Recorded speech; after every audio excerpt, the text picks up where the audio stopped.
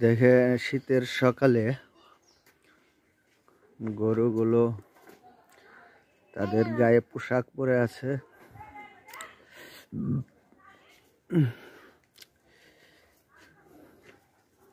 দেখেন গরুগুলো পোশাক পরে আছে।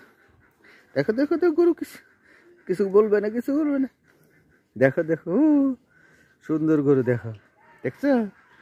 হাতাবা গরু, হাতাও হাতাও না, কিছু করবে না। দেখো কত সুন্দর গরু না? এই দেখো গরু কি করছে, ছালা পরে আছে।